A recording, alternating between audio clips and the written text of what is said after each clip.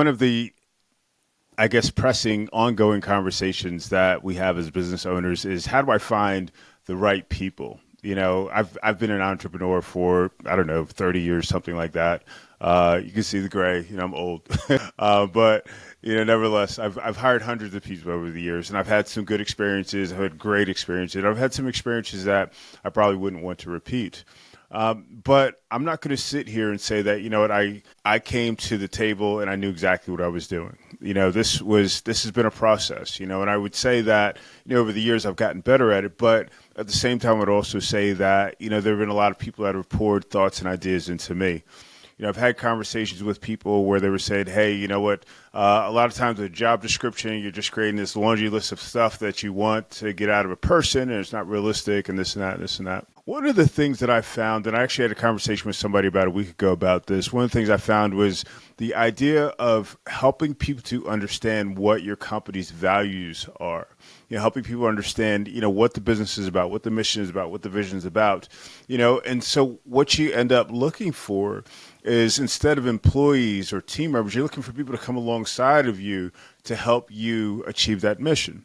And that doesn't matter if you're at the C-suite level, the executive level, or, you're more at the management level. You still want to be thinking in terms of how do I find the right people? How do I attract the right people to the organization to help drive this mission forward that we have? We don't want to get into a place where we're just plugging holes, because when we're just plugging holes, we don't know how effective, this is going to be. We're not necessarily putting the effort or the energy or thinking in terms of, hey, this is a long-term decision. This is going to impact the business. Just like anything else, any other thing that we invest in the company, we're looking for a return on this. So we're not looking to hire people, for, 10 minutes and just get rid of them and just, move on to the next person. We're looking to find that right person that's going to plug. Now, one of the comments that I've heard over and over again is hire slow, and release quickly.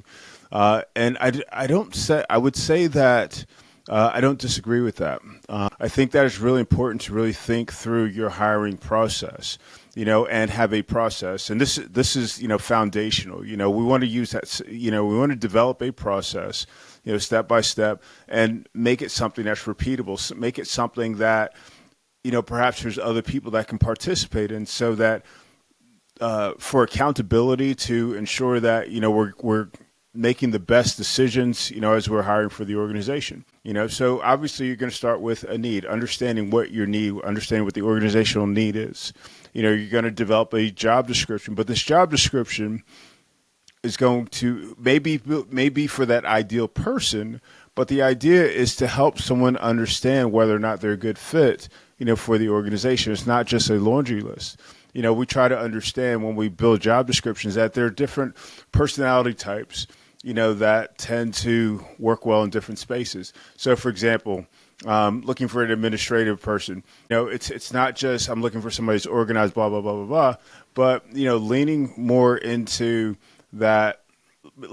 a personality type that really has a passion for administration and keeping things in order and anticipating challenges and averting risks and that sort of thing. So in other words, we want to understand the person we're hiring. So again, it's not just a job description. It's not just going through a standard list of interview questions that everybody already has all the answers to, but it's really getting an understanding and a connection with a person that can potentially help move your organization towards that next stage. Okay.